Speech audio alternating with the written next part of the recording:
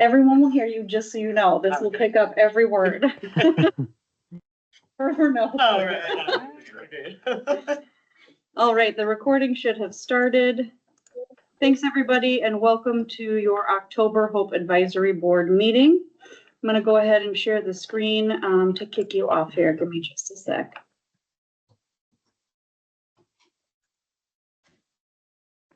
Oh, good, Matt is here. Fantastic. You have a forum now. Okay, you made your quorum? Yes. Yeah. Awesome. Okay, so let's make sure at home you can see what we need to see. Can I get a verbal from you, Paula, that at home you're just seeing the slide and not the full slideshow?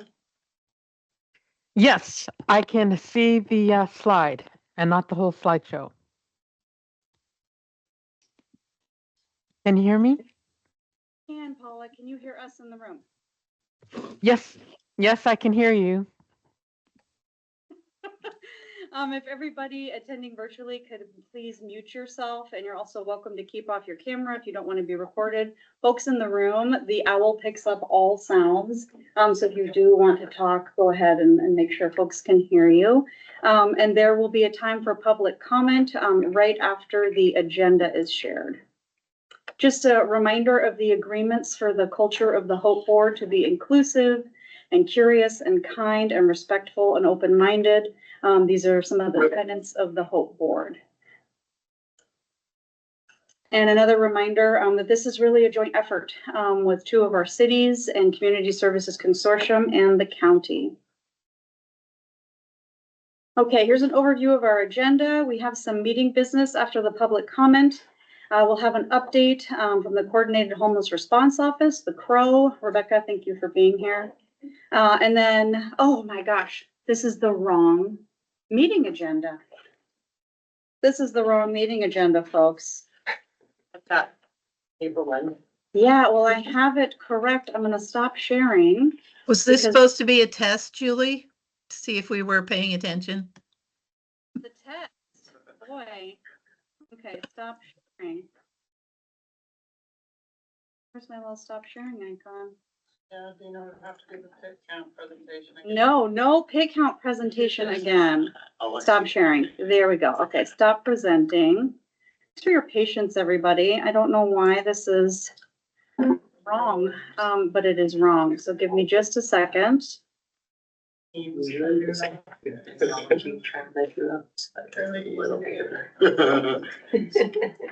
here we go. Goodbye, old one. Thanks for your patience. All right, here we go.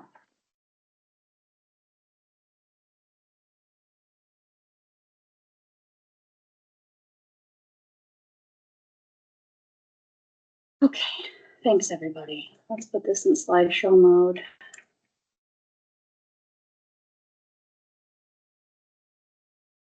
All right, much better. The right agenda today. You have May and August meeting minutes to approve. There'll be a co-chair election. Matt, thanks for being here today. We'll have a CROW update. And then a community progress report out about severe weather overflow sheltering from the past season. And our fantastic colleagues from Faith, Hope, and Charity are here. I'll have you guys introduce yourselves when we get to that part of the agenda. And then an educational component from IHN about the new waiver benefits that include a rental assistance portion. Okay, I will stop sharing here for public comment. And Christina, I'm going to hand the mic to you. You have up to 3 minutes to go ahead and share. Please introduce yourself and thank you for being here. Sure thing. So I wanted to introduce myself. I am Christina Recklaw, and I am the Executive Director of Visit Corvallis. Some of you know me, and some of you probably do not know me. Julie and I had chatted earlier, and Julie asked me if I would be able to come and just share a few business updates, as there hasn't been a business community liaison to the H.O.P.E board for a bit. So I am going to share some updates here briefly, and hopefully I'll keep it under my 3 minutes.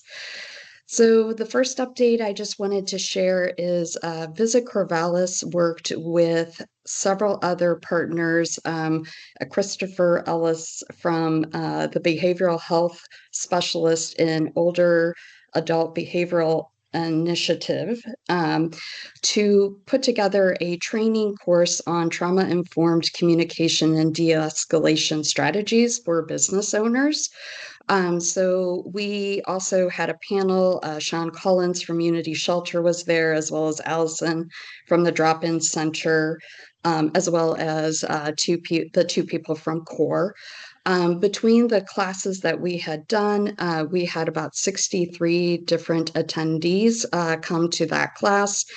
There does seem to be seems to be a lot of interest in helping give frontline workers in retail settings, restaurants, on how to de-escalate situations. So we've been pleased with that. We're putting a pause on it now just because we want to think a little bit about how we're marketing it and also maybe changing some things around to keep that attendance level up. But there seemed to be some initial excitement around that. That leads into the second update. So the chamber actually did a great training that was done by our Corvallis Police Department on crime prevention through environmental design workshop, and something that Christy from the chamber and I had thrown around a little bit. We'd like to maybe market those particular classes together, as both of those could address a lot of some of the issues that our small business owners are facing. So more to come on that in the future. My other updates is just to let people know who don't know that there is a group of downtown business owners and nonprofits who have been working hard to recreate a downtown association. So the new name is the Downtown Corvallis Organization. They are at the very beginning. They still are working on setting up their organization, determining how they'll be funded. But if that's something that someone in this group would be interested in, they do have a website, they have a newsletter, and a Facebook page. So if you Google Downtown Corvallis Organization, those should come up and you can get regular updates from them. As some of you know, the chamber CEO has recently resigned. So I actually am on that committee to find the new executive director. So I can tell you that the job has been posted and that there will be regular updates. If I can share those with you, I'm happy to do so. And the other thing that Julie and I talked about to share with this group, so you may have seen about the H.O.P.E project coming that would add about 75 hotel rooms to the downtown area, as well as around, I think, 85 market share apartments. So we are happy to see that development come in for downtown. But the two other ones that you may not have heard about is out by Home Depot. There is a proposal to put in a Hampton Suites out there that would be around 130 rooms, as well as an extended stay by Marriott product that would add about 130 to 40 rooms as well. The extended stay is exciting from the standpoint of during the wildfires, or even as you have traveling nurses. We don't really have that product in our hotel portfolio. So I do think that would be good as far as adding that to our portfolio for when there are emergencies. I don't know if I'm out of time, but the only last thing I would share is at the most recent city council meeting, there is again a group of interested downtown partners who are exploring the exploring the potential of trying to organize and help shepherd a TIF district for downtown. So some of you may be more familiar with the Urban Renewal District. This is the same thing, just a different name. And they're looking at exploring that. And so several of them have submitted letters of support to City Council, as well as showing up for public comments. So Julie, I'm sorry that was a lot. Hopefully I kept within my 3 minutes. There's no other public comment today, so thank you for being here. Do any of our board members have questions about what Christina shared? All right, well, Christina, thank you for the update. I think it's always great to hear about trainings like what you're doing, and also adding capacity for hotel, motel, extended stay, and housing. So really appreciate you taking the time to be here today. All right, we'll get back to our meeting, your meeting. Give me just a sec.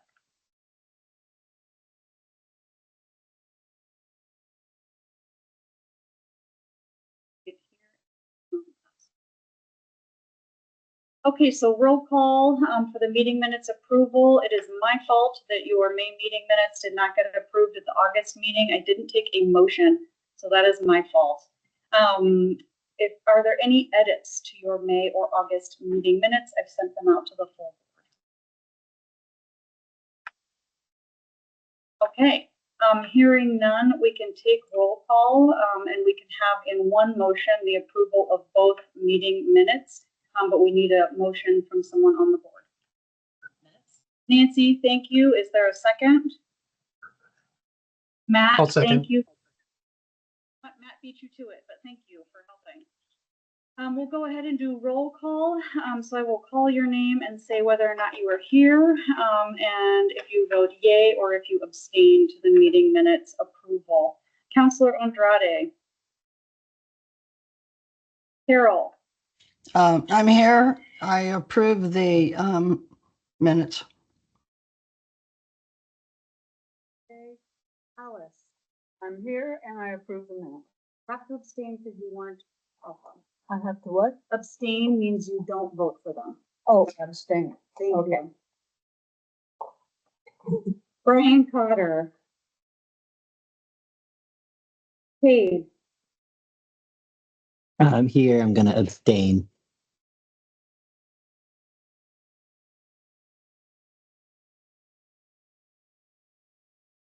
Saw you here, Sarah Devine. Some audio or something in the chat. I'm here. Sorry, you're a little hard to hear. I'm here and I approve. Thank you very much. I'm going to go ahead and toggle back over so I can see everybody. Thank you, Sarah. Anita. Approve.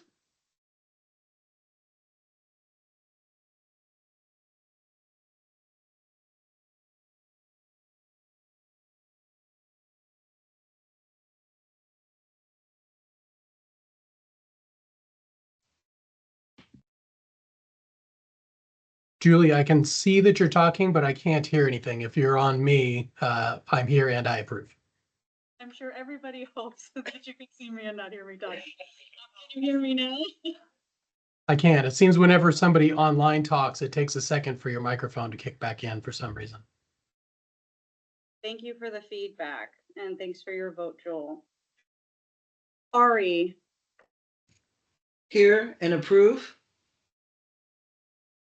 Barbara, I don't think Barbara can make it tonight. Bria, Counselor Lewis. Here and approve. Rachel, I don't believe can make it tonight, but let me double check. Dina. Here and abstain. Thank you. Andrea Myrie's excused. Aaliyah is excused. Mark. Here and approve.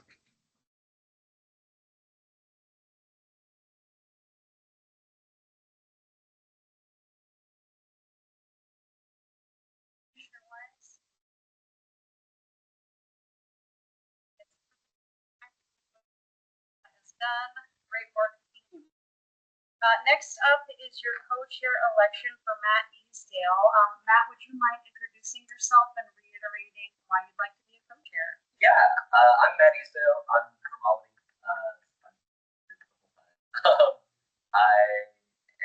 I went to OSU for undergrad and grad school. I have a master's degree in public policy. I currently work at the Medicaid Theater.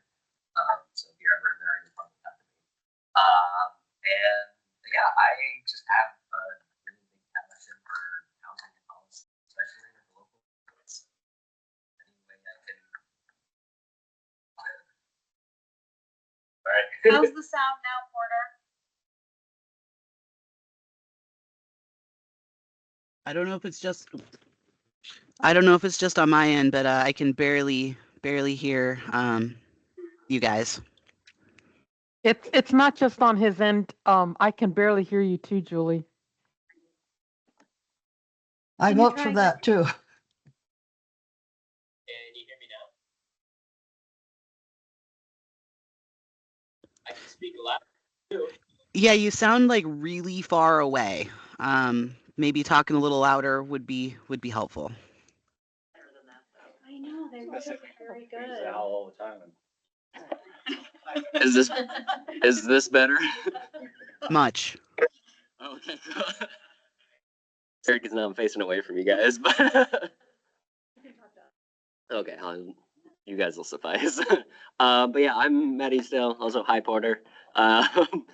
I am a local. I'm from Albany. I have a master's degree from OSU in public policy. I also did poli-sci econ for undergrad there. I work at the Majestic Theater, so if you're in there, you'll probably find me and talk to me. And yeah, I just have a big passion for like housing, like basic needs type policy at the local level. And so having an opportunity to be helpful on that front is real exciting. So yeah, vote for me. No problem. For this election, instead of going through everybody, if our Hope Board members could please share your video. We'll have a motion to approve Matt as co-chair and a second, and then we can vote with thumbs up. Would be the easiest for speed. Can I have a motion to approve Matt as co-chair? I move to appoint Matt Easdale as co-chair. Thank you, Nancy, for the motion. Is there a second? I can second.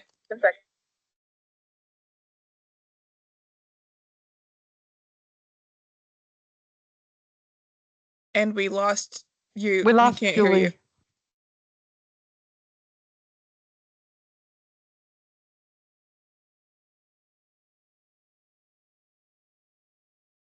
Still can't hear you.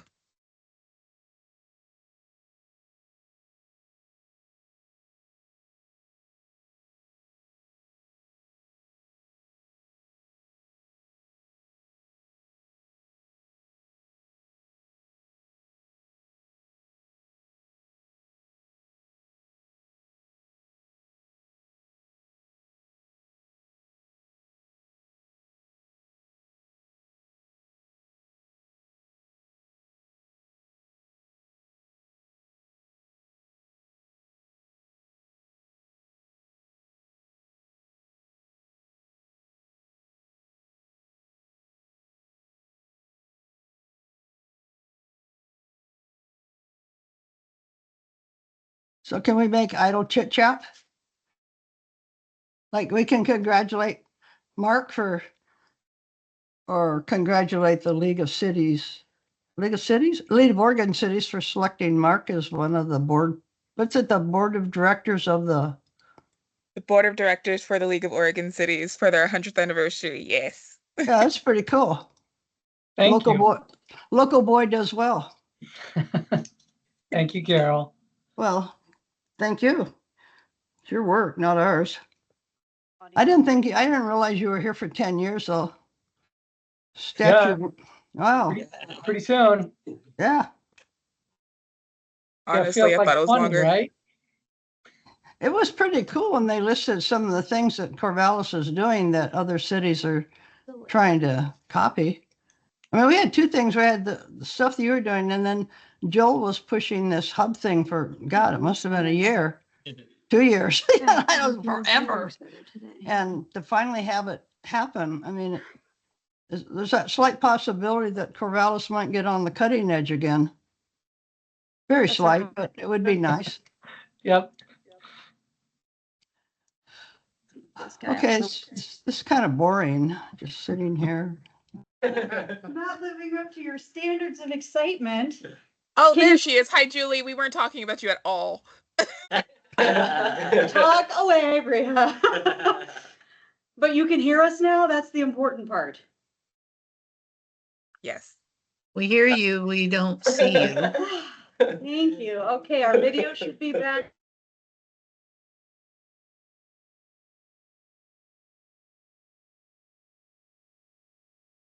Table.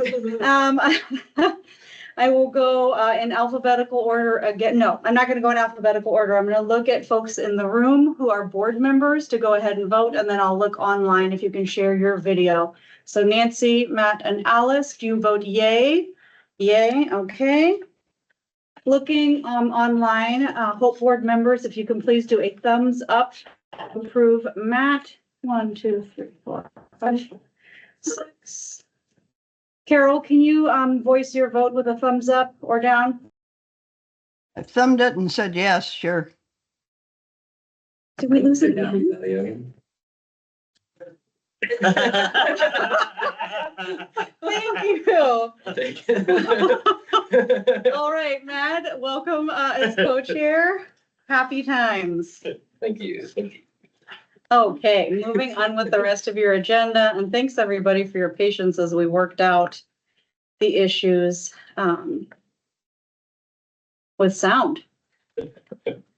Just a reminder of the Hope Board work plan, what has happened throughout the year, and then today the severe weather emergency response plan update. And going into 2025, it's likely that the Hope Board will have quarterly meetings starting in January, but more to follow after the executive committee meets in November. Okay, moving on to our coordinated homeless response office, community engagement and update. Rebecca, do you want me to kick us off, or would you like to start? More than please. Okay, I'll be kicking us off.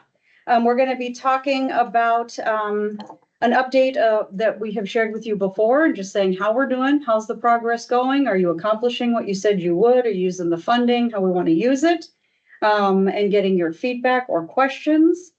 So some of this is a refresher for folks who weren't here last time or who are joining just tonight of what the Flexible Housing Subsidy Pool program does, taking housing support services, sustainable funding, and coming together and coordinating as a central point of contact and really connecting with the rest of the system of care. So we aren't trying to do it all on our own. They're great service providers doing fantastic work in the community. How do we all work together? Yeah, thank you. So as part of the development of the flexible housing subsidy pool, we have dedicated staff at the county level within the health department and the coordinated homeless response office and in our harm reduction program that are providing program coordination. Actually, Porter Arch is with us this evening. They were with us last meeting as well, and were able to introduce themselves. We are actually bringing on a housing navigator here shortly. A offer letter has gone out, so we're looking forward to adding that staff capacity in the next month. But in addition to that, one of the key components of the flexible housing subsidy pool is to work with the expertise and the talents of our community-based organizations in our community who are our frontline housing and homelessness providers. And so the structure is to help coordinate across agencies and organizations. And so as we moved into this brand new program, we were really grateful for the response for the notice of funding opportunity that went out earlier this year and went into contract with Corvallis Daytime Drop-In Center to provide street outreach services to help connect people to the flexible housing subsidy pool. And then once people are in the program, we needed to make sure that there were wraparound support services for those people, both from their initial journey of just getting into the program, but then successfully locating and securing housing. And so we went into contract with Corvallis Housing First and Faith, Hope, and Charity to provide those wraparound services in coordination with our housing navigator and program coordinator. We actually just completed our first quarterly review with, with all three contractors to get feedback on how the program's going, as it's brand new for us all. And we're just very grateful for the feedback that we were able to gather during those meetings, really seeing how we can continue to improve and keep an open mind as kind of a beginner's mindset, so to speak. And so that's been really, really inspiring for us as the staff of the county to hear the feedback from our providers in this space. So last meeting, we gave you an update about the successes we had upon the rollout in July of the program and our hope to take advantage of the affordable housing developments that were being completed in our community. And we're able to partner with our school district to identify families with children, which is one of our priority populations for the flexible housing subsidy pool as defined in our program to the state. And so we were able to successfully house 5 households with children in those units. And at that time, we were letting you know that we had 10 more households in progress that we were working with at that time. So as of today, we've successfully been able to connect 14 households to housing, along with connecting them to the services that we have contracted through the flexible housing subsidy pool and those of other partnering agencies. Because one of the key component of the flexible housing subsidy pool is to wrap around somebody's housing placement to work on housing stability for that family or household. So those 14 households, we count like that because that's what the state is counting. But we're glad to tell you tonight that 14 household equates to 16 adults and 22 children. And that is having our program start date was July of 2024. So 3 months we've been able to accomplish this. And the partnerships too I would say, are things that are also accomplishments that aren't necessarily visible in these numbers. Can I just pause? Because it's amazing progress and it took so much work. Thank you for sharing that, Rebecca. Sorry, go ahead. So, I think one of the obvious things is how do we accomplish this? And obviously funding is a key component of that, along with the relationship building and partnerships in our community.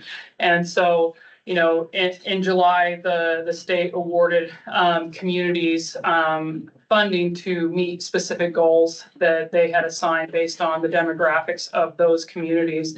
And so Benton County was awarded $1.2 million and had the assigned goal from the state to rehouse 31 households by June 30th, 2025. At that time, because of the infrastructure we had already been developing in our community through the work of the H.O.P.E Advisory Board with the policy recommendations, along with the Coordinated Homeless Response Office through House Bill 4123, we wanted to take the opportunity for this what was seemingly a one-time funding opportunity to see how we could build infrastructure for an ongoing homelessness response system. And that was the inspiration towards the development of the flexible housing subsidy pool. So, and that's while we did get the funding in July, it has taken us some time to build that infrastructure, but we were able to make up for the time to meet our objectives for this quarter, to demonstrate to the state that we're meeting our program requirements. And then, as mentioned in the previous slide, there was an additional $975,000 that the state awarded to those same planning groups that were assigned that funding, for an additional 20 households to house, with an overall goal for Benton County of rehousing 51 households by June 30th, 2025. And so this slide is just an illustration to help kind of organize. We're throwing out a lot of House bills and initiatives and programs, but this we felt was really important to articulate that Benton County's Coordinated Homeless Response System has been in the works for many years. You all, and with the partners in our community, have had this vision for a very long time. And it was these House bills and these staffing capacity that provided some resources to be able to implement those visions that our communities had for a long time. And just to help you illustrate the sort of that it is not that these are discrete initiatives that take us in multiple different directions, but that rather these are all under one umbrella of a coordinated homeless response system. And these are the funding sources that we are using to achieve the goals that our community has expressed that they value in our community. And so I'll hand it over as my throat. You just done? Yeah, I think this one's good for you. More funding. Yeah. We need to build a program, we need to sustainably fund it, and we need to set up infrastructure and pipelines to continue funding. So our team worked to apply to 2 different funding streams from IHN CCO, Intercommunity Health Network Coordinated Care Organization, our Medicaid insurance provider in the Tri-County area. And we went for a little over $100,000 for capacity building. And that's to be able to build the processes and the structure to develop how are we going to connect folks to Medicaid services. And you'll hear about that. It's the last one on the agenda. Alicia Bublitz is going to be here tonight from IHN to talk about what those health-related service needs, social needs are. So we got that funding. Thanks in large part to our grant writer, Libby Lowski-Winter, who worked with us to make sure that application was robust. The other one is from the DST, and that's going to help us develop and implement a landlord engagement and incentive program. How do we work with the property managers on site at all these new affordable housing locations, build relationships, do targeted outreach, sit down with them and have incentives to engage them?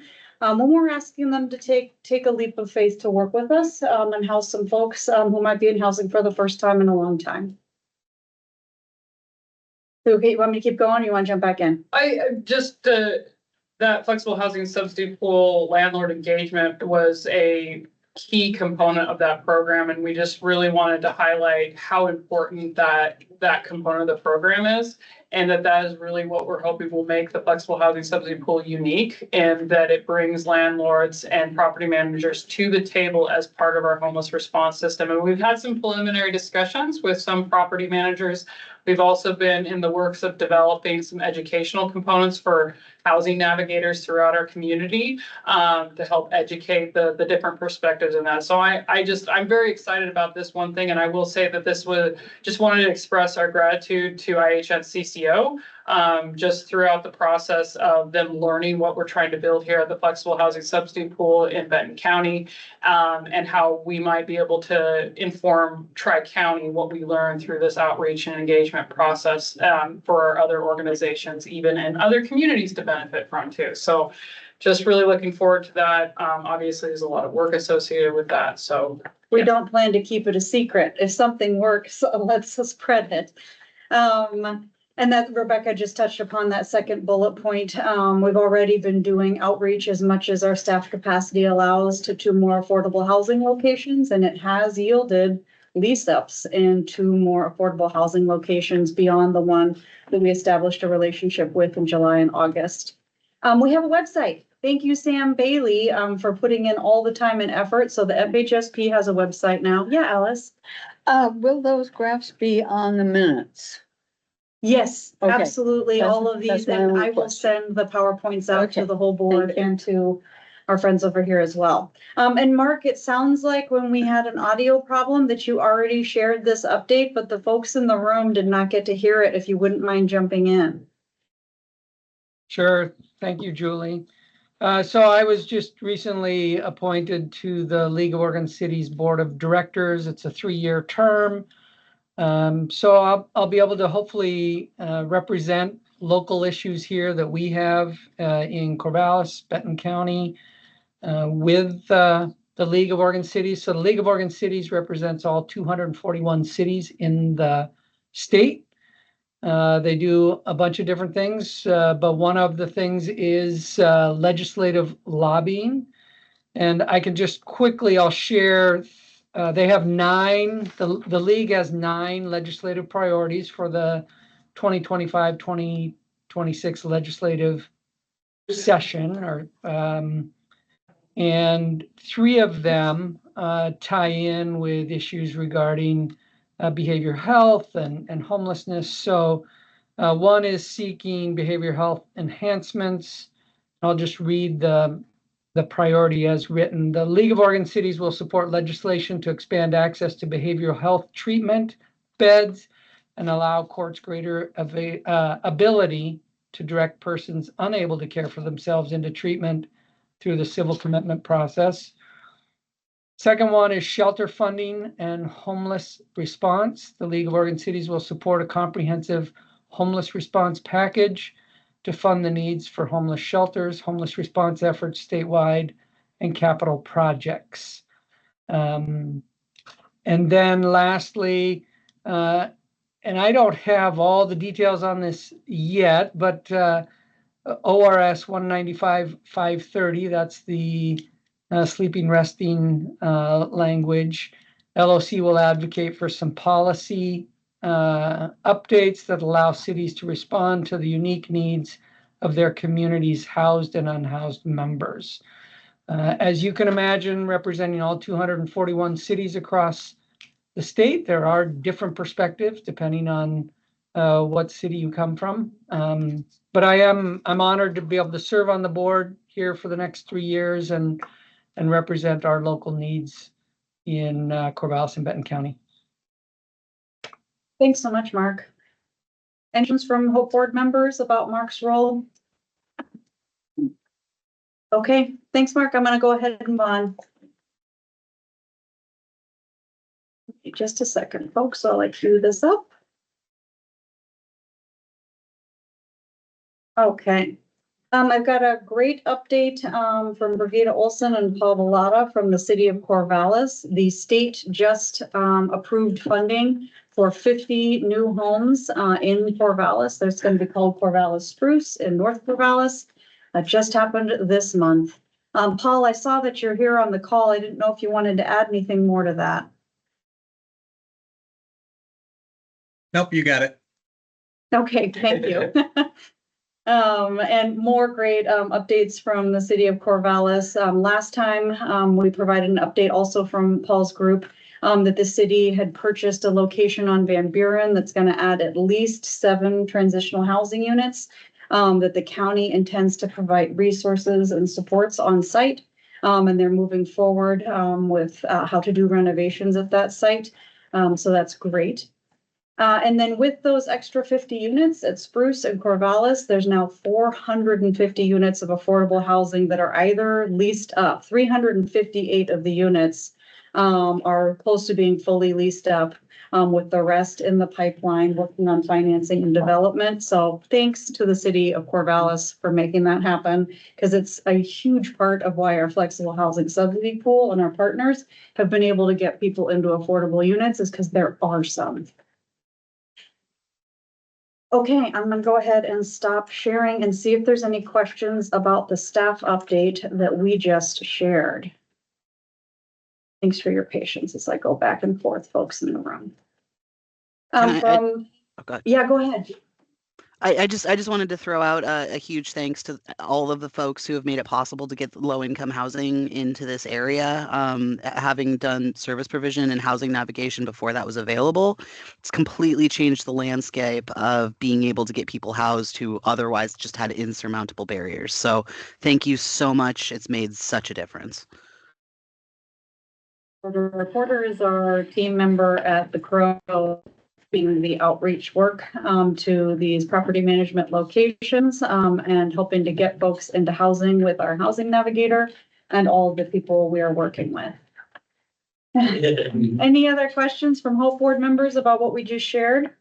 I don't have a question, but I have a comment, which is just, it's so great to hear all of this. And from where I sit as an elected official, you know, we hear all the time, well, what is the county doing? What's the city doing? Nobody's doing anything. And I mean, this demonstrates that we are in fact doing a lot, but it comes back to that room of how do we get that out there and communicate it to the public so that people know that progress is being made. A good update on that front. We're working on a press release. Yay. And a community progress update for updates that have happened in the past 2 years. The last communications update we had that was comprehensive was in 2022. So I'm working to collect updates for, 2024 progress report. And our communications team is working on a press release specifically for the flexible housing subsidy pool. That is fabulous, because when I try to tell people, I am not nearly as eloquent as you in trying to explain, so. Did you want to add anything to that, Rebecca? Oh, no, I think that's exciting, especially with the webpage too going on, live. Yeah, you'll be able to point folks to the FHSP website. Just went live. Thank you. Okay, we're gonna go ahead and move on to your next agenda item.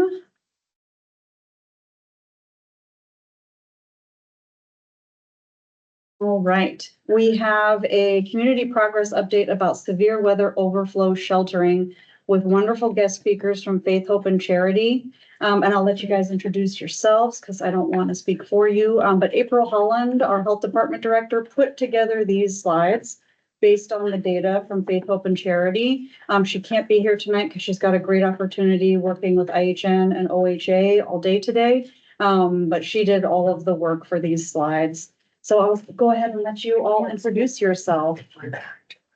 In fact, why don't I stop sharing and then people can see you better for the folks at home, if my mouse will work. No, there we go. Okay. Bringing it back. Okay, go ahead. Cool. Hi, everyone. Thanks for having us. My name is Johanna Hamilton. I'm doing the case management for the flexible housing subsidy pool for Faith, Hope, and Charity.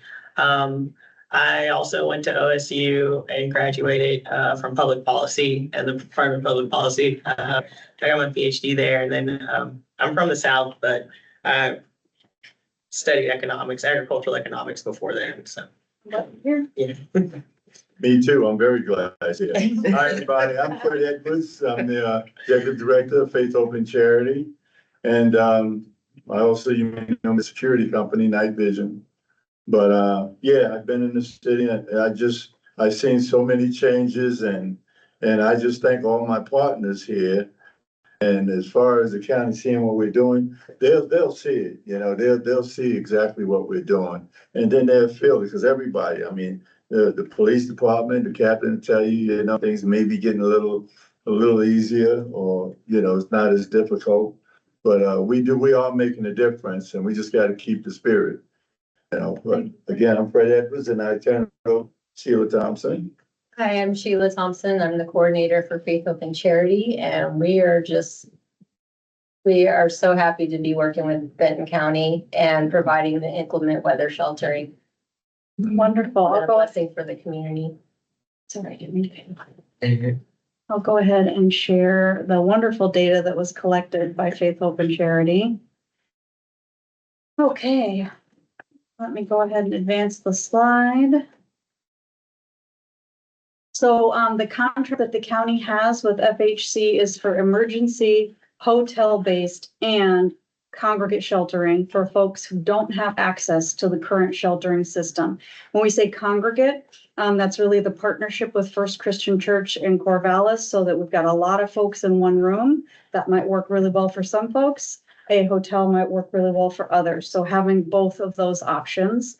From the county perspective, we do not have control over when the activation happens. It's not like we're making an independent determination. It comes from the National Weather Service. It needs to be a certain degrees, temperature, and have a certain length or duration of that temperature. With air quality index, when we have fires, there's a trigger point there as well. And so we listed those so folks know what can trigger this response. And I will pass it over to Faith, Hope, and Charity. And then just what our process is, we will basically set up and we'll have a first come, first serve while prioritizing those most at risk. Guests, they sign in to our hotel or congregate sheltering. They sign our hotel congregate sheltering agreement. Transportation is provided to and from the participating hotels. And then the storage of clients' personal items is handled by case. Sometimes we'll store it at the church for them. Sometimes we'll store things at our office. And then usually we have 2 staff at each site and then volunteers at staff at the church. So a lot of collaboration just involved in the overall process of it. Did you want to add anything to that with your process? Yeah, so we do, provide meals also. If the church is providing their, the meal site that day or weekend, then we have them utilize that. But when that's not available, then we provide the meals and we bring it to the motels or we have it at the overflow at the church. Wonderful, thank you. This is just some data, and this is based on what Faith, Hope, and Charity reported, but April put together so you can see how many nights this activation happened in the winter through summer season. There were 24 nights of this overflow sheltering and 6 activation events that lasted a certain amount of days. And you can also see the average nights and rooms and guests and also the congregate guests. So we might have multiple guests in one room if there's a family or a couple. And then with the congregate guests, that's folks sleeping in one area together. Anything you wanted to add to those numbers? Just that this is not easy work, you know. I want to add that, you know, that you know, just imagine just putting people with other people, and some people just don't like to be with other people. They, you know, they feel more safe by themselves. But each one of these nights, you know, it may look like, you know, maybe just 3 nights, but them 3 nights are like a long 3 nights. You know, they're like a long 3 nights. You got to watch them, you know, constantly. You monitoring our clients, making sure they're safe. You know, I do a lot of my security comes in and help out a lot. A lot of time and staff support. Yeah. And I don't know if you all remember January when we had that big ice storm. I think that was our longest one for the season. Oh yeah, you can see up there, but that was our longest activation. But that was really intense just because everything was closed. So that was really, really high needs activation. So like Sheila said, we were like really fortunate and blessed to be able to work with the county because it was horrible outside. So everybody too, the police department, they were super, you know, helping the city, you know, so everybody, it was very important that everybody, you know, trying to jump in and help out. And that's what happened there. I actually have another update to share that April gave me. That Benton County Health and the city of Corvallis just signed an MOU to use the Corvallis Benton County library spaces during severe weather like that. The intention is really to have spaces in weather emergencies that require closure of like daytime warming and cooling that we would normally use, like Osborne or other places. So that just happened in response to what happened in the ice storm. Yeah, very important. And not only was it dangerous for us to drive, some of us don't even live in Corvallis. We had to drive from Albany to Corvallis. And that was a challenge in itself. And then there was so many people that couldn't even walk. Yeah. There were a lot of falls and Yeah. people breaking bones and just trying to leave their house or leave wherever they were, you know. Thanks to the county though, they extended this accordingly, you know, so we were able to keep them safe for longer, you know, just to do the extension. Yeah, Alice? Osborne is closed. Are we anticipating it'll be open again during the time that we're providing? You know, we've got some city folks on the call. I think it's closed for the foreseeable near future, but Mark or Paul, did you want to jump in there and respond to Alice's question about Osborne? Yeah, I'll jump in. We're not sure, but the closure is likely to be a matter of months, not a matter of weeks, as we assess the condition of the roof and try to make that safe for everyone. So there is a good chance that it will not be open again for several months.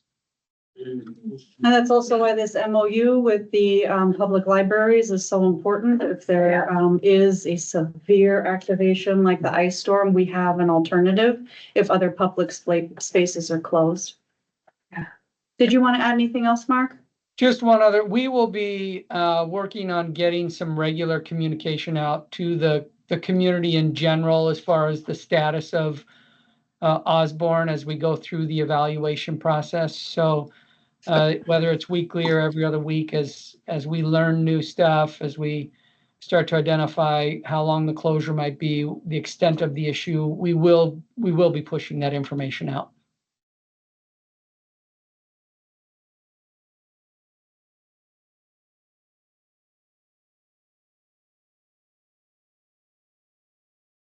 Moving on to the costs. It's been really consistent. The program cost for winter, the whole winter, was about $120,000. The average cost per night was about $5,000, so spread across all those different motel rooms. And it's very similar to the cost from the year before activation at $5,000 a night. This past 2023, 2024 was sourced by Benton County's ARPA funds. And moving forward, the county has received OHCS funding for overflow severe weather sheltering in a very similar amount. So we'll be able to do it again this year. Yeah, okay, I'll pass it over to you. And then just some of our guest demographics, we were able to serve 273 unique individuals, and those ages ranged from 4 to 76. The average age was about 41, and about 65% of those clients served were male. And then also with just more guest demographics, you can see by age who was served, and then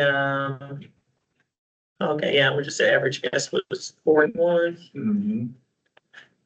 And then also demographics as far as race goes. Of course, you know, we're in Oregon, so a large percentage of our clients were white. But as you can see, something that's really, really, really fascinating now seeing it actually is just that our American Indian population or indigenous population served was 11%. And here in Corvallis, the population is about 1%. So for us to be able to serve 11% or 11 times what the population is right here in Corvallis was huge. And then the same thing for the Black population. They represent about 2% in Corvallis. So being able to serve, you know, double that was huge for us, along with other marginalized populations as well. So. We always get asked, you know, where are folks from who are being served? 94% were people living in Benton County. So 254 out of the 273, with some neighboring counties as well. We know folks, I'm not from here originally as well, but for the majority, it's Benton County folks. And then we do ask where the most recent residency was as far as housing.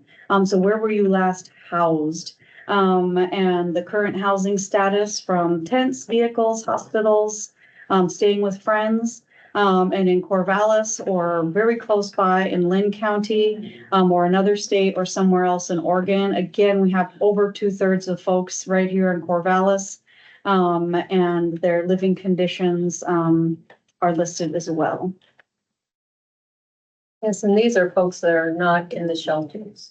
Yes, folks not in shelter. Okay, I will pass it back over to you.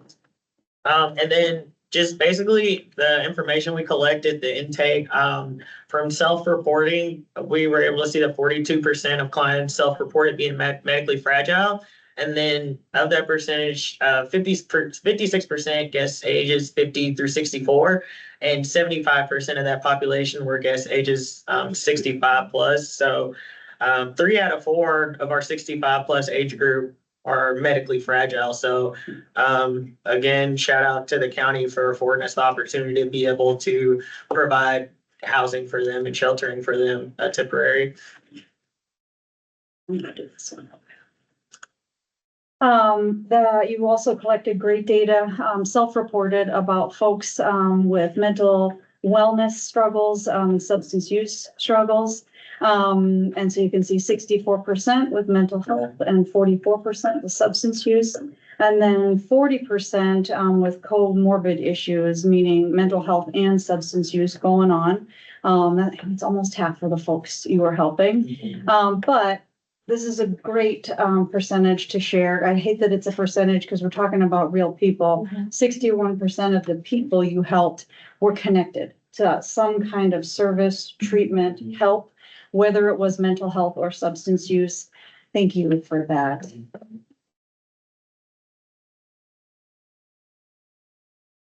Yeah, and just to kind of piggyback off what Julie just said, a lot of those people are clients that we work with and that we see out in the community every day. Complete outreach with them. So yeah, that's just a little tidbit. And then some of the highlights were, again, we were able to serve 273 unique community members, including 22 children, 20 seniors, and 13 veterans. Received respite from severe weather. We don't just get individuals, we get families, we get couples, on wide range of people we service. And then Benton County. Oh, okay, no, you're good. And then numerous guests have been referred to various support services. So it's not like, kind of, as aforementioned, it's not like we just house them and then after the day's up or after the activation's over, we're just like, all right. A lot of times we do end up enrolling these people into our peer support programs where we offer wraparound services, referrals, mentorship, mentoring, anything they really need. So, it doesn't just stop there. And then opportunities, we found that increased coordination would ensure that available sheltering is filled when applicable. So it was awesome to hear about all these new and future potential hotels and other places that will be in town, because those are other opportunities for us to explore in the future. And then just acknowledgement before you guys can share a couple personal stories and we'll do questions. This really was collaborative, and First Christian Church stepped up for the congregate sheltering space and lots of volunteers. So I'll stop sharing. And if you wanted to take the time to share any personal stories about any families that you helped, kind of just give the personal side of this, like the real humans. Yeah, a lot of that's tear jerking, so, I mean, sometimes it's hard for me to talk to it. So I'll definitely let them explain. But, we get all kinds of stories and first I want to thank that First Christian Church. I mean, they were like so big in all of this all the time. The city fire, the fire chief, the marshal that comes around to give us permission to do this stuff. This is all important. I mean, it couldn't happen along with the partners that we have to check with to make sure people are not leaving the shelters just to come to a hotel, because they would. I mean, if you let them. But, yeah, you guys. Yeah, we had an elderly woman during the ice storm that was out on Highway 34, and she had been out there for several days. And so we went out there and picked her up and brought her in, and I don't know if she would have survived if we hadn't. Yeah. And that goes for a lot of our clients. A lot of them would not have survived if we hadn't gone out and picked them up.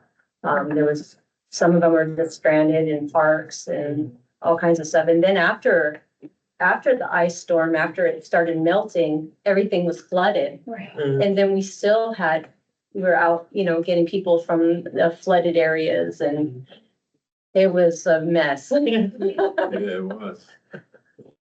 But the county stepped in and helped us with even that, with the flooding, because we couldn't put them out in the floods, it's just another situation, but.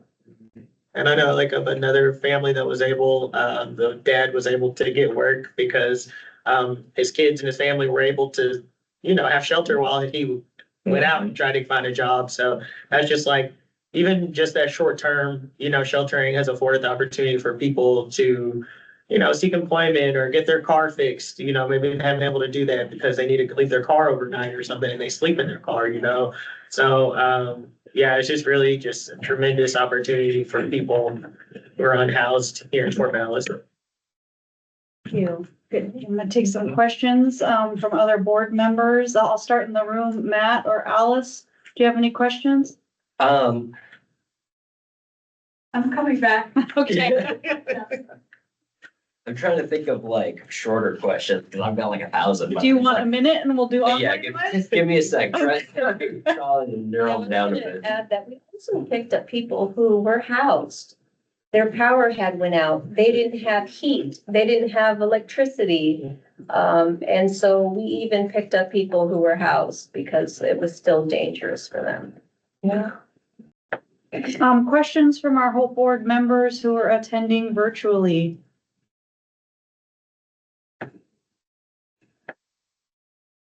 Or any insights? I know many of you were involved during some of these activations. If you have anything you want to add to what was shared by Faith, Hope, and Charity.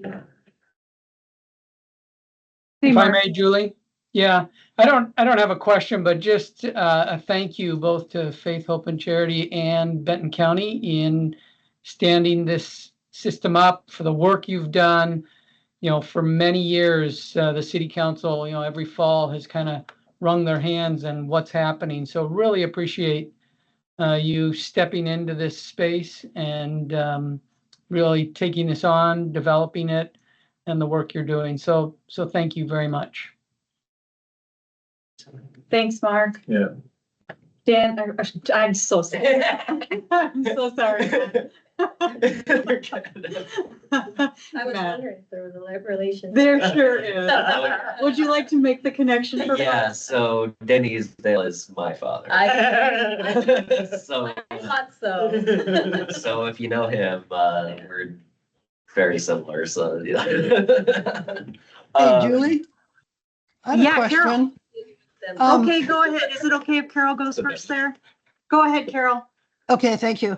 I don't quite understand the weather triggering when the shelter is available. I mean, because the temperatures that trigger it are already pretty low. So when it gets a little bit below 40, it starts to get cold. And so is that a rule, or I don't understand why that's the particular trigger for Well,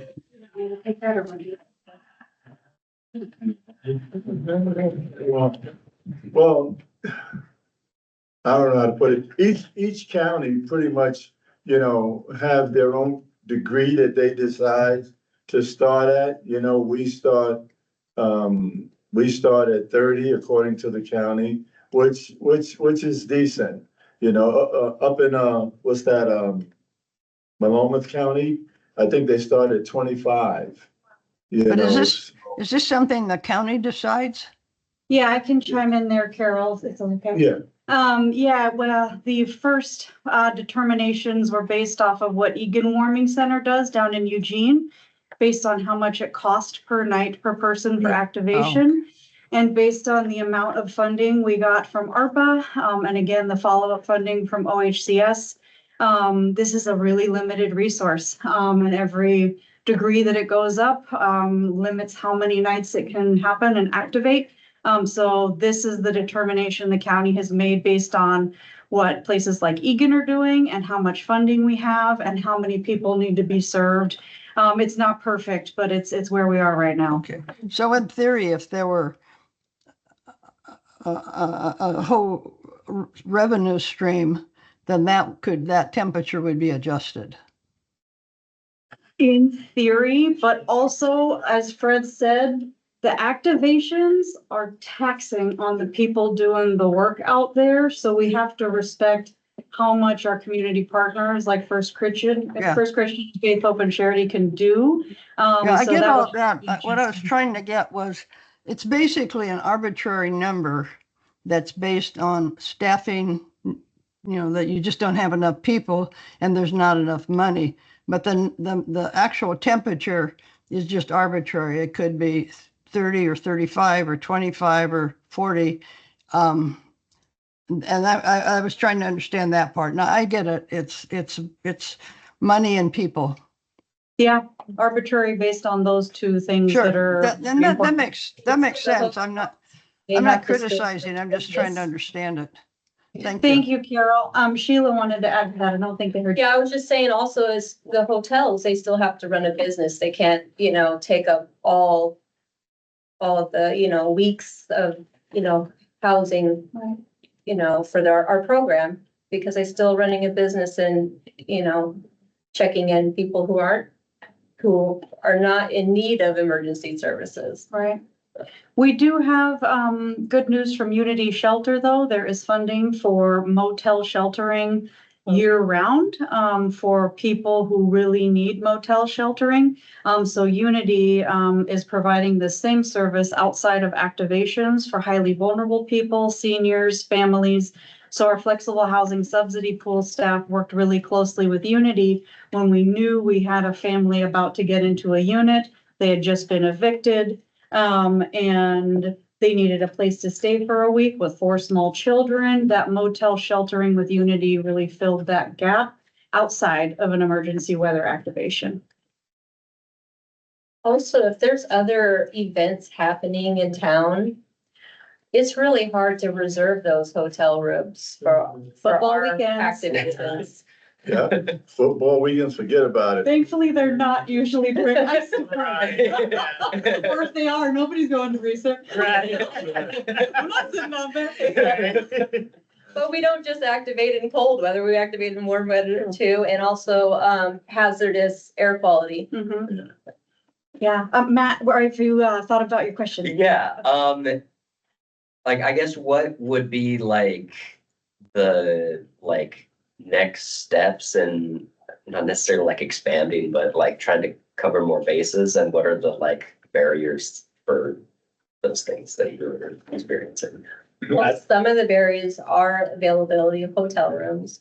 Some are, our clients have been DNR, which is they're kicked out of the hotel and they cannot return. Is that do not return? Yeah, Okay. and that makes it really difficult. Because I think do not resuscitate. Oh, that's what I thought too. Someone's medical. Yeah, they have pets, they can't be at the church. And that makes it difficult when we're having our relationships with the hotels, because oftentimes, unhoused people with pets don't do such a good job of taking care of their pets, and they damage the hotel room, and that costs us extra fees and work, on both our end and the hotels end. Yeah. And I can also say, just to knock it in one nutshell, if we had more money, more money, that would help expand Our capacity a our lot. capacity, And yeah. then some people don't have identification. And they don't have identification, and it's really hard to get them into a hotel room. And then those same people could have a hard time being in a congregate setting. And then we have that challenge. Yeah. So, And that's where it starts too, because, we're responsible for these people. These human lives, kids, you name it, elder, fragile, we're responsible for all of them. So just like you said, they didn't have no identification. If they would have came to us before the storm, we would have made sure they had identification, because through our peer support, right? We make sure they have all of these basic things to move forward, But it sounds like for many of them, almost 2/3, there was that connection to some kind of services, depending on the Yep. person's need. It wasn't Yep. just, you're in your hotel room, bye-bye. It was, Yeah. hey, what can we do to help you get out of this They situation? stay. They're usually familiar faces. Okay. Yeah, like majority. Yeah, Alice. So many times we've coordinated together with different people that need shelter. And I'm kind of wondering if there's a way that we can designate shelter for people who need respite care. And since our beds have vanished, they've been torn down, on 3rd Street. So we don't have any beds at the present time. We've leaned on Faith, Hope, and Charity for motel rooms that we provided them out of our tiny budget, which is still $20,000 in the bank at this point. Yes. So I'm just wondering if there's been any conversation about thinking about how to house these people as well. Anita, I know you're here tonight. I don't know if you can chime in to share an update about the medical respite capacity. Is Anita still here? There you are. Yeah, I'm here. Hi, Alice. Hi, everybody. I think most people on the call know, but I have Samaritan has.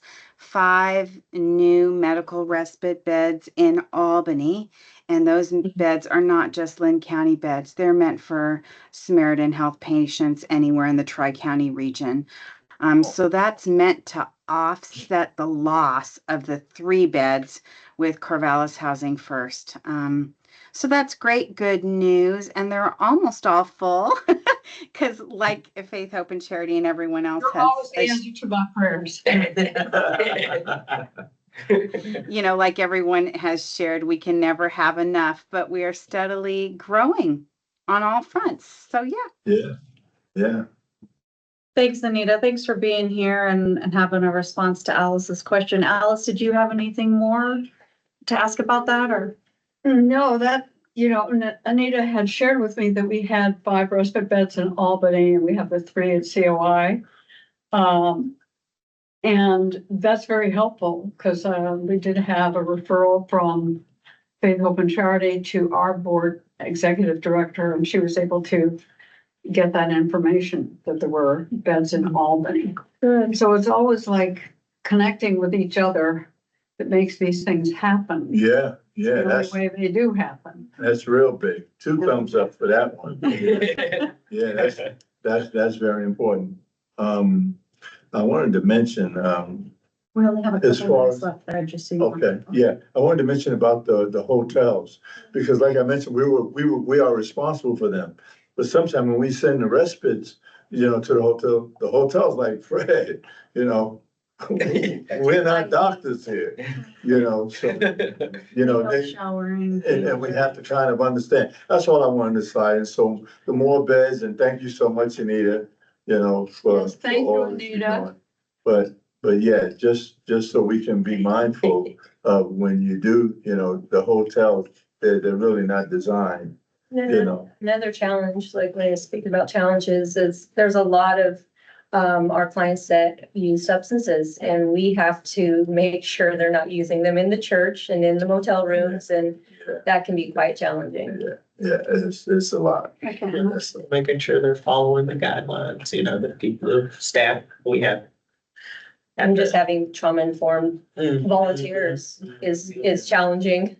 Yeah, at the same time, we have to keep them warm. We do. Yeah. When it's cold out there, we have to. The harm reduction lens. Yeah. Yeah. Any other questions from our board members?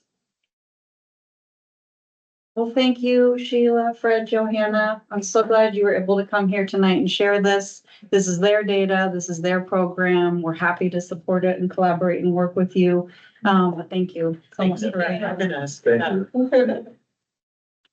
Okay, we are gonna move on to the last item on your agenda.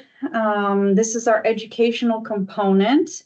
You know what, I will stop screen sharing momentarily here because I saw Alicia enter, so I'll stop. And Alicia, thank you for being here. And if you wouldn't mind introducing yourself to folks who aren't familiar with you. Absolutely. Good afternoon, everybody. Alicia Bublitz, she, her, hers. I work at IHNCCO in the Social Determinants and Transformation Department, which is a big mouthful for the fun part of Medicaid. I jokingly say we do everything that's not the doctors, and that's only a little bit of a joke. So we work on our housing programs, our equity programs, those kinds of things in our team here at IHN. So I was invited today to come give you a little bit of an update on the health-related social needs housing benefit, which I was here maybe 6 months ago. I was in the room kind of going through here's what we know so far. The good news is because this benefit is launching next week, I actually have a lot more information for you today about what the housing benefit is going to look for some of our Oregon Health Plan members.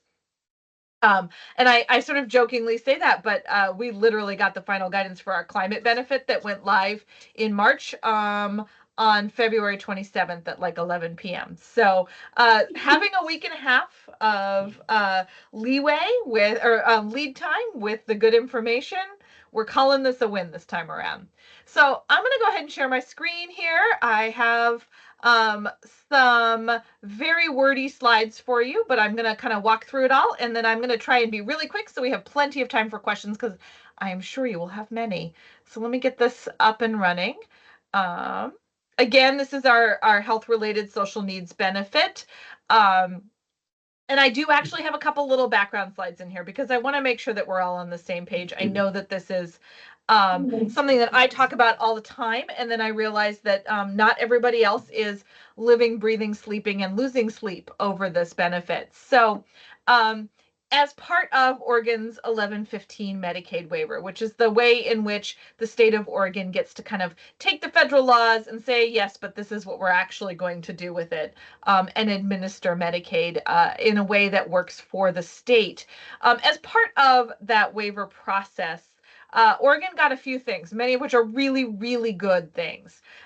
We got the continuous enrollment for kids 0 to 6. So we know that we lose kids off of Oregon Health Plan more for administrative reasons rather than because they are no longer qualify for the services. So we knew that keeping kids enrolled just meant that they would have better access to health care.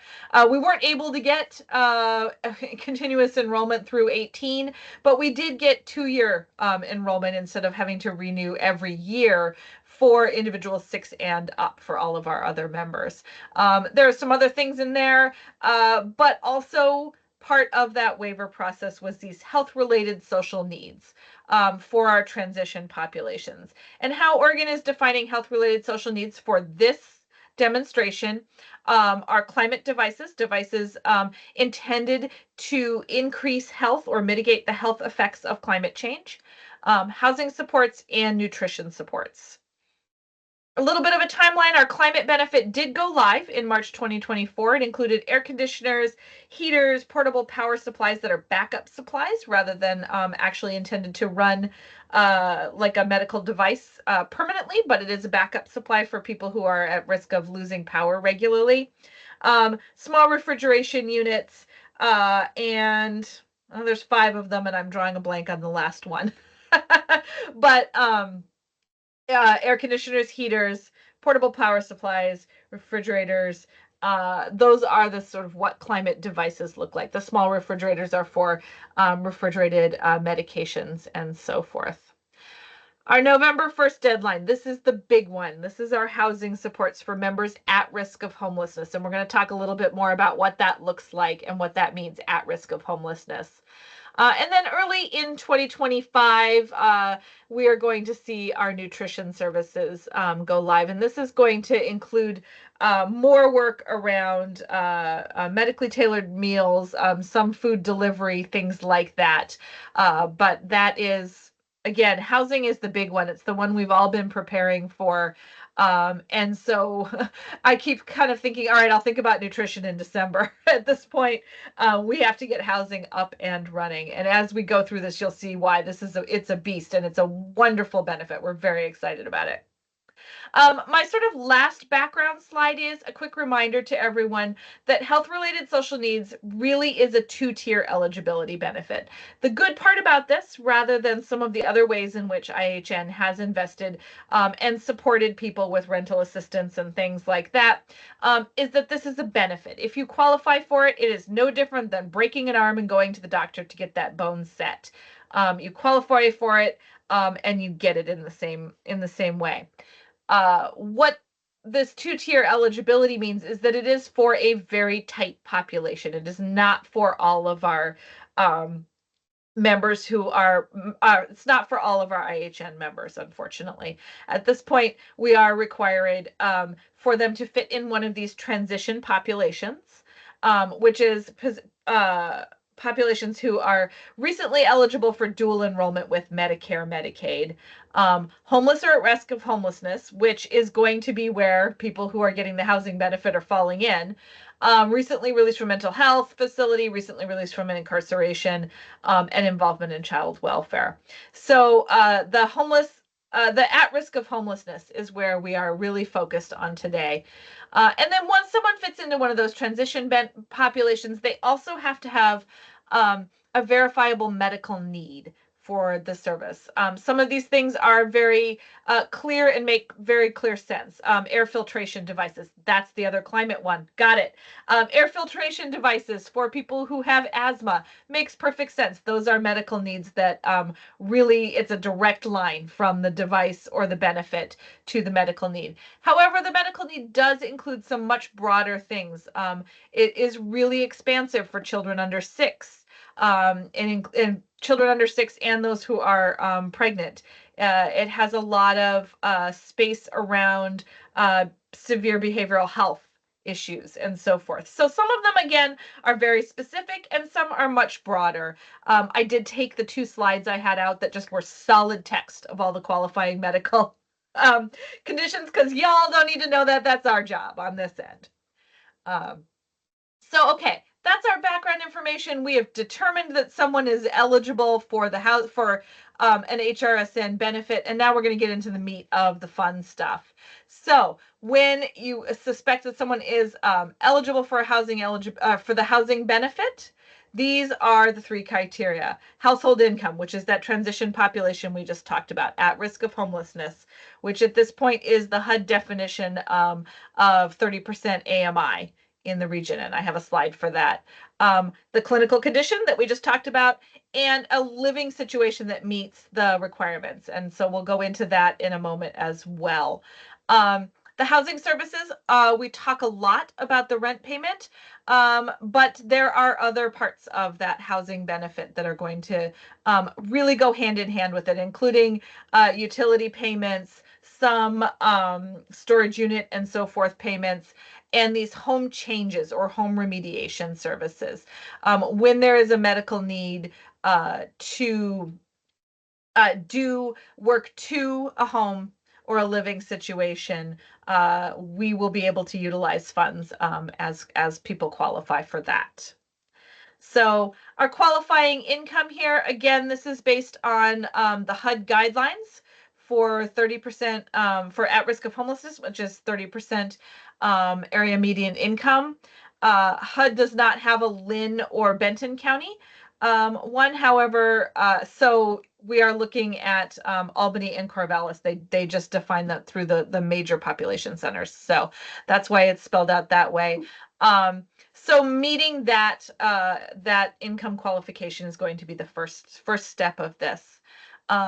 Because of the way that Medicaid is set up in Oregon, the majority of our 1 or 2 person households will fall under this income simply by being enrolled in Medicaid. Where it gets a little messier is when there are a number of children, because children have a much higher higher percentage of the federal poverty line under which we are able to enroll them in the Oregon Health Plan.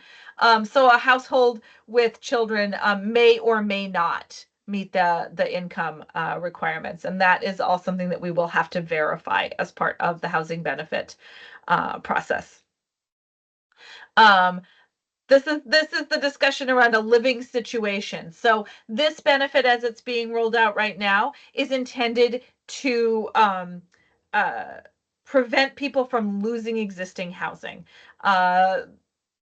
There was a lot of feedback around the health department or Oregon Health Authority getting involved in housing, and a lot of concern that if we had a benefit for people that people were eligible for and were supposed to get, but there wasn't housing to put them in, that we would not be able to meet our requirements with the Centers for Medicare and Medicaid Services. So the initial focus here is on people who are currently housed and are at risk of losing that housing, recognizing that there are, health benefits in keeping people housed as well as getting people housed.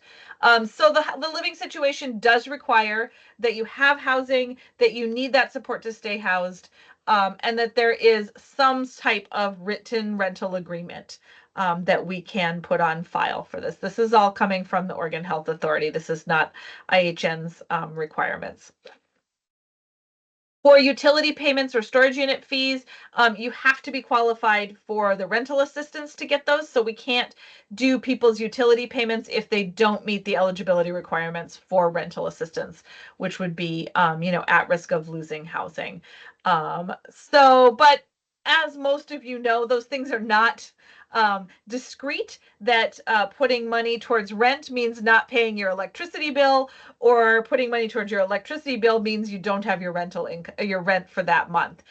So there are ways that we expect people will be able to qualify for these.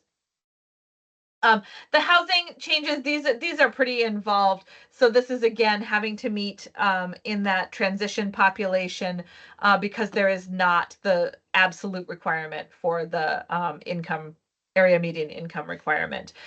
So if we are making home changes, grab bars, ramps, other things like that, you do have to fit into one of those transition populations that I already talked about. I know it's a lot, and you know what? I'm only halfway through these slides, and I'm going to power through, and then we'll go ahead. But I do want to take a quick break and ask for any questions just on eligibility right now, and then I'm going to get into what we're covering. Can I start with questions in the room about anything she shared on eligibility? Yeah, Rebecca. Just real quick, Alicia, it's Rebecca here. And since I have an opportunity, we're in the same room, I just wanted to check that, are there any conflicts with pooling the subsidies or rent payments that you have with other programs to wrap around somebody? Are there any conflicts of using, you know, say federal with federal or state with federal? Just checking to see if you've run across anything like that. We have not, and our understanding of this is the intention. It is the amount that is payable it's a fixed amount for an individual. So it is entirely possible it won't cover the entire amount of their rent, depending on the space. But we do have some flexibility in that. So what we're hoping is, as much as we can, we will cover the rent so that the other services or other spaces your funds can be wrapped into that. But at this point, I do not know of any concerns from Oregon Health Authority on quote unquote braiding funding. It's, you know, the term of the times right now around folks to make sure that they stay housed. Well, I'm thinking like if our program provides upfront rental assistance and then it disqualifies them for this because their first and last month's rent is paid to get them into the housing, so they have the housing unit, but this is an entitlement program, and without us getting them into housing, they would have none of that income. Just wanting to make sure that our help does not disqualify them from an entitlement program. No, it should not at all. The income requirements are only 2 months. We're not requesting the 6 months that is similar for other programs. And other services like that there's a huge list of things that count and don't count, but it's really focused on cash at hand. So it shouldn't be a problem, but we'll see. The problem with this is right now is it's all theoretical because this benefit's not even live yet. So we're going to have to see how it all plays out. And of course, reminder that this is a demonstration waiver. We're just basically trying to prove to the federal government at this point that we could do this. And so there is a lot of investment in doing it well. You know, actually keeping people in housing, actually getting people housed, so that we can demonstrate that it works. So that has given us a little bit of flexibility, I think, in a lot of ways, because we're in that demonstration waiver space. Thank you, Alicia. There was something you said that I just thought might be an opportunity for all of us to just kind of dig into a little bit. You said essentially that the focus in Oregon was to intentionally choose to focus on housed and at risk versus focusing on unhoused because of the need to make sure that this program could meet its requirements. That really is demonstrative of the housing stock lack in our community. If that is really the choice that on an Oregon statewide said, for us to be able to be successful and show our numbers, we need to focus on those who are already housed, because if we focus on unhoused, we may not meet our numbers because there may not even be the housing available. Right. That is really interesting. Yeah. And when you say meet our numbers, really, I want to highlight what Julie said. And this is an entitlement. It is a benefit. And so to be offering someone a benefit that they cannot access, really would put us afoul of things. it is also, there is huge health benefit in not letting people lose housing, not Yes, letting people absolutely. become unhoused. So that is where it was sort of deemed doable as part of a demonstration. I'm Because happy to. as we were in a meeting all day today with the Oregon Health Authority, and I'm like, yeah, they're just pushing us in the pool with our clothes on. Like, we haven't done housing, and they're just like, go. So healthcare there was always a very clear line that Medicaid did not pay for housing. And now we started blurring it, and now we're just like kicking the door down and we're here. So we want to learn from you all clearly about where we can best fit this in to support Alicia, folks. I'm sorry to cut you off. I want to make sure that Hope members attending virtually have an opportunity to ask questions too before you move on. Do we have any questions from folks online?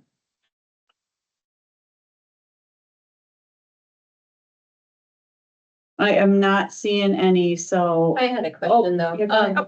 Yeah, it was really about clarity on the home changes part because it was showing that for eligibility, they needed to be housed, and I thought I heard something about income too, but if they're leaving incarceration, then the likeliness of them being housed is not great. And so some of those home changes ones just seem like they're situations that they wouldn't be housed. Right. Or, yeah. Absolutely. So when I say be housed, that can mean that housing has been identified. If someone has left incarceration and it is within a time period, it's not like, left incarceration yesterday. That there's housing identified, but they are not, they haven't been able to move into it yet. The unit's not available, whatever it is. That we do have some flexibility around that. They don't have to be in the unit already. Is that true for all of those eligibility bullets? I believe so. The last time I went through the document, the guidance, yes, I would want to make sure that I checked on that. But having housing identified counts as being housed, essentially. That's a big, fantastic difference. Yeah. Right. Right. So if you've got somebody, moving in and their first and last month's rent is paid on month 2, if we can slide in and get that going, we're in. So Thank you. I'm gonna jump ahead just because I'm really trying to keep an eye on time here, and I do want to have some time where I can go away from my presentation and chat. So the HRSN housing services in its current iteration, and we do expect that some other things will get added in 2025, are rent payments, tenancy support, utility, storage payments, things like that, and then the home modification, which again is kind of a different eligibility requirement. So I kind of think of it as a whole different program. Oh goodness, I sat for so long, my buttons aren't even moving the slides. So the rent payments. So the hotel motel part on there that's there is again for people who have housing identified and for some reason are needing to not be in that space for a couple weeks while you're waiting for it. There's a remediation thing happening, something like that, or that is the housing at that time. But it is all combined, so it's a total 6 months per household of payments in that sense. So we can use it for back rent, we can use it for rent going forward, but again, it just comes to a total of what 6 months of the rental payment would be. Utilities, sorry, hang on. Utilities are included in that 6 months total. Sorry, I just wanted to make sure I was saying it correctly. That if we're paying back utilities to keep someone in their housing, and they are also getting the housing service, which if they're getting utilities, they have to be getting the rental assistance. It does count against that 6 months of rental assistance. So it's possible we could be looking at more like 5, maybe even 3 months if we're taking. If we're paying some back rent and some utilities and things like that. But it's a total of what that 6 month amount would be. It does require a written lease or some type of agreement. If someone is, responsible for a portion of rent in a family member's home, we have to have something written saying, my nephew Joe lives with me and is responsible for, $800 per month at this property with this and I am the landlord and funds will be coming to me. This is done by household, not individual. There was originally some hope that they were going to allow us to stack for 2 people in the household, but currently it is 1 household. So we are looking at 6 months, which is an odd amount of time, but that is our total on this. I'm not going to go into the fee schedule. I actually took those slides off because it's just details. But here's what we were just talking about, Rebecca, where we are really encouraged to work with state and local programs, particularly sometimes around very quick things. This is a benefit program. You saw how complicated the eligibility is. Sometimes we're not going to be able to, if we've got an eviction prevention situation, sometimes it's more expedient to use a different fund and then come in with the extended rental support after. So we really are being encouraged to work with as many of our community partners as possible on this. I'm just going to keep running, and we'll have time here for questions at the end. That being said, about this being a more complicated process, we are putting in place a process to get someone who has an imminent eviction to get them support as quickly as possible. If we are their last resort to get to not being evicted, we are able to turn around an eligibility request within 72 hours. It kind of has to be 72 hours because weekends turn up in there, holidays, things like that, and so forth. We are also able to work with providers like perhaps your office, Rebecca, so that you pay it and then we find out afterwards, yep, they qualified. And so we just kind of do the shell game and move that money into the housing assistance program. So we have a variety of ways that we're working to really keep people housed. And so we are really dedicated and required to turn those eligibility requests around as quick as possible when we have an imminent eviction notice. Again, the utilities and storage fees, again, I think I've said all of these things already, that people who have to qualify for the rental assistance to be getting the utility assistance or a storage fee assistance. Past due utility costs are added into that 6 months. And it's once per household for the next 18 months. So people are not able to come back in a year, or that's 2 years, sorry, throughout this demonstration, that it's not, this is not a consistent benefit. It is a one-time situation. Our goal, however, is for it to be used up front so that we have time to wrap services and other programs around people. But we will work with you all, and you all know what your clients need. So we went through that. Tenancy services. Now, this is the really important one. If someone is receiving rental assistance, they must be authorized to also receive tenancy support. They don't have to do it, but they have to be authorized to be able to receive some case management support, additional supports as needed. So this is on the CCO side of things, when it's all this must be authorized. But so know that if someone is receiving rental assistance, we also want to work with your programs to ensure that people can access tenancy services if they so choose. Here's some home modification, and Julie, I'll send you these slides so you can share them. This is directly out of the guidance, but it's pretty clear the requirements, and I'm going to be talking to contractors. It's going to be a whole new world for me around this, but we are looking at defining a scope of work. It's things around accessibility and then remediation as needed. but we can use this one for several things if needed. All right, so this is where a lot of our smaller programs are really engaging with this process. So a lot of our local and smaller housing programs, a lot of our programs like Faith, Hope, and Charity, because I see you on the screen there, are not going to necessarily be the people writing rent checks.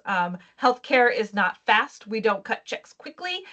So we're working, to really set up programs with Community Services Consortium, with the counties, who can get that rent check written to the landlord, who already have those relationships. And then we reimburse them as all the medical billing process goes through.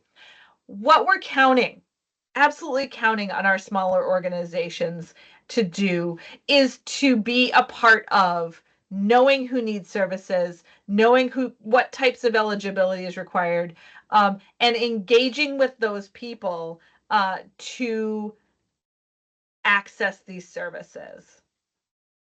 So the outreach and engagement O&E benefit, I love to tell people this, written by our own Charissa Young White, previously of IHN and still in the Lynn County area. She left IHN and went to OHA and wrote us a benefit. So it is community led at its heart. So our outreach and engagement benefit allows us to pay community providers, community-based organizations to engage with members, to do initial eligibility screenings with members, to support members with additional work. It may be someone that you think, oh, this person's clearly going to be eligible for the Oregon Health Plan, and it turns out they're not. You get them on there and then start signing them up for all the other programs. We can support, we can pay an organization for doing that kind of work.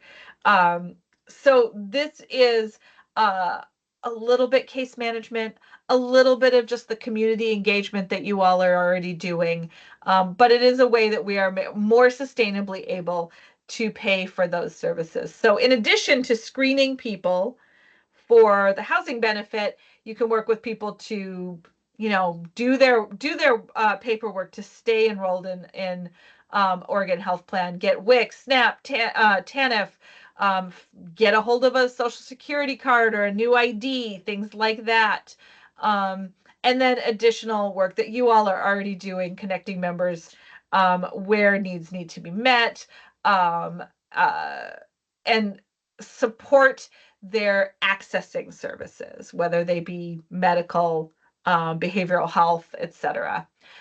So this is our outreach and education providers, is where we're bringing in a lot of our community-based organizations, because you all are seeing the people who are at risk of losing housing on a daily basis. You all are doing outreach into our highest need, highest risk communities. And this is a way that we have managed to dedicate Medicaid dollars to paying for those services. So there is a lot more information. I'm done with my slides here. There's a lot more information on the nitty gritty of how this works. And so organizations that are engaging with us on actually providing these benefits, whether it's writing rent checks or doing outreach and education, have been invited to be a part of our provider work group. So that's we're going to do this and Unite Us. Here's the paperwork you have to fill out. Here's all that kind of stuff, details. But if there's any other big picture things we can fit into the last couple minutes here, I would love to do that. Big picture questions? Thank you so much, Alicia. Let's try questions from our virtual attendees first. I went within the room first last time. Any Hope Board members attending online who have questions about anything Alicia shared?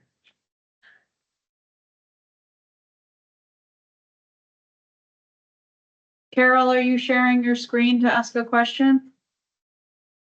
No, okay, thank you. Questions from in the room? Thank you, Bria. Sorry, I do. Yeah, that's okay. The whole board members don't have questions, you go for it.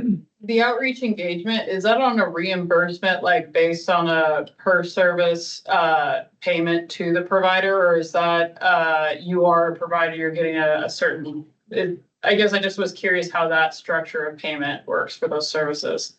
Yeah, so that service is a time-based service. So it's a time-based code. So it's 15-minute time periods. Anything over 8 minutes counts as 15 minutes, just saying.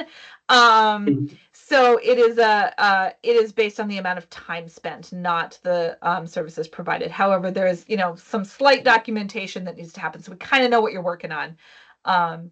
The outreach and education benefit currently is capped at 30 hours per individual per year. And of course, it's not calendar year, it's rolling year from the first time they engaged. So we do have a tracking system set up for that. However, we are able to authorize more hours. So if we have a very high needs person, we are able to authorize more time from our outreach and education providers.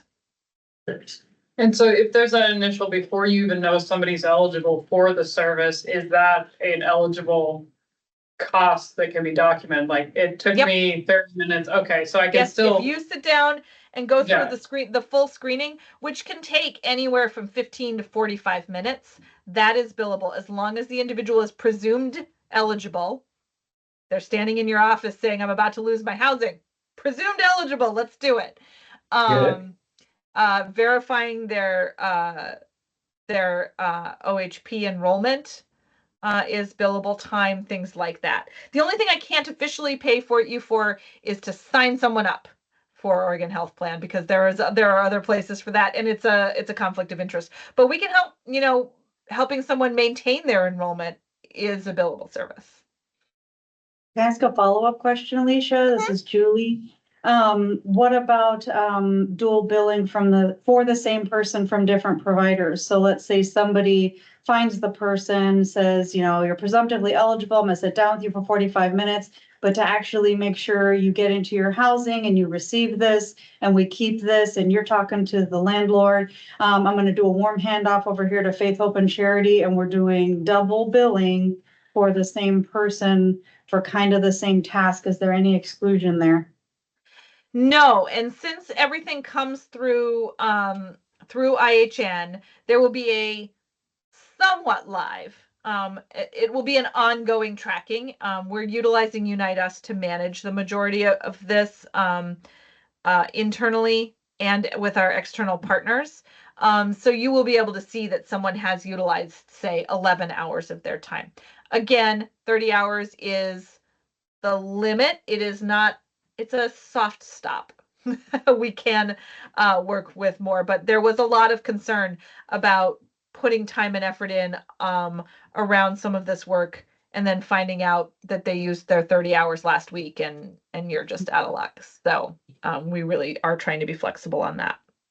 So different providers could look up an individual and Unite Us and say, oh gosh, somebody else has already worked with them for 20 hours. We can only get reimbursement for 10 hours working with this person to keep them in housing and getting this benefit. Yes. That would be, and the sooner, if you start working with someone, the sooner that you're sort of noting that you expect that expect that you have 20 hours of work you're going to need to do with them, the better for us to be able to look at authorizing additional hours. Can I ask another follow-up? Sure. Again, this is all theoretical until we start doing it. It's going to be messy. And I theoretically, Alicia, you were talking about how to do reimbursement for some of those outreach services, but what about the tenancy services you listed on that slide of supporting someone once they're in housing? Is that the same kind of reimbursement? Is it the same 30-hour pool? It is not. It is not the same limit. It is time reimbursement. I'd have to look at how. And it is set up in Unite Us as the services provided, and then you invoice IHN for the service. And do you need to have an agreement already set up with IHN to be like a Medicaid reimbursable organization, or are we getting too in the weeds here? Yeah, And no, you'll I'll tell go me- ahead and answer that quickly. Yes, you do have to have an Oregon Medicaid provider ID. And Rebecca and I have been going, and actually I saw April today, Rebecca, she's like, yes, you're on the right track. So yay. This is good. We will need to contract with organizations that want to provide these services. I get to make recommendations on contracts. We want to have as wide a net as possible. But it is, me sitting here saying, yeah, you should totally be an O&E provider is not a guarantee. So, but if you are part of an organization that I'm not already talking to, and I'm seeing faces that I'm already talking to about these things, yep. Hey, Faith, Hope, and Charity. Then please do reach out. We have a bi-weekly, every other week provider work group. We are going to be keeping that going well into the new year because there's going to be complications. Right now, it's all about getting set up and what does a contract look like, and how do you tell Unite Us you want to be on board?